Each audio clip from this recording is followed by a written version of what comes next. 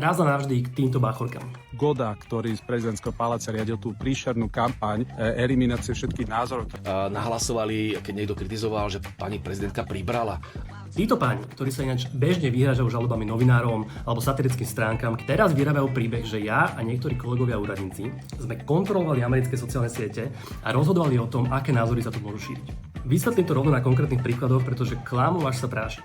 Poprvé, to, čo spomínal Blaha, to nebolo o komentári, že prezidentka pribrala. To bolo o digitálne upravených, zmanipulovaných fotkách, kde ju všelijak rozširovali, alebo jej v minulosti dorovali židovský nos, alebo jej robili spadnuté kutiky, tričko na prasnutie, proste všetky možné spôsoby digitálnej úpravy, manipulácie s obrazom a fotkami. A šírilo to napríklad aj chudačisko Blaha, ktorý sa potom tváril, že on nevedel. Ale to je to najmenej. Inokedy to bolo napríklad umelo vytvorené deepfake video, v ktorom prezidentka mala oslovovať 72 pohlaví. Vážené nebinárne osoby, vážené osoby s rodovou identitou mimo binárnej štruktúry, vážené transgender osoby. Je to hoax, ktorému zdá sa uveruje aj Nebojak Taraba. Že neexistuje žiadnych 72 pohlaví. A potom sú to takéto veci.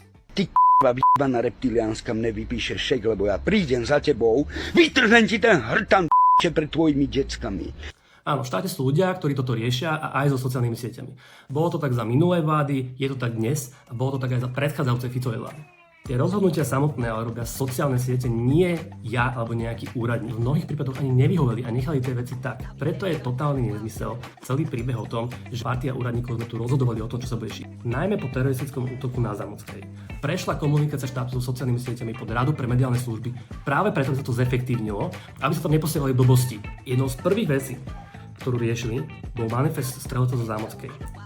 Strelca, ktorý mal zatáč aj Roberta Fica. Jednu z ďalších vecí, ktorú riešili, boli komentáre v súvislosti s atentátom na Roberta Fica, napríklad schvaľovanie pokusu o atentát.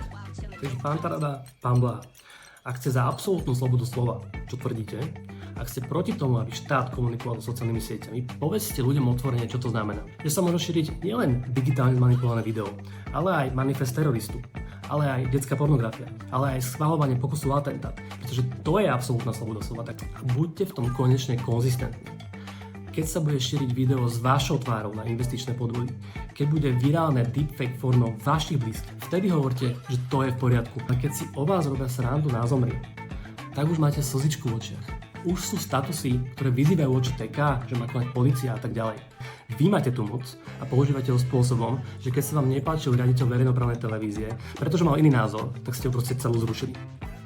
To je cenzúra, to je umlčovanie iných názorov. Nie je to, že úradník pošle nejaký link do Facebooku, ktorý sa na neho v polovici prípadov vykašle. Ja by som mu toto video aj poslal do komentára, ale nemôžem, pretože si ma už dávno zablokoval ako správny šampión slobody slova.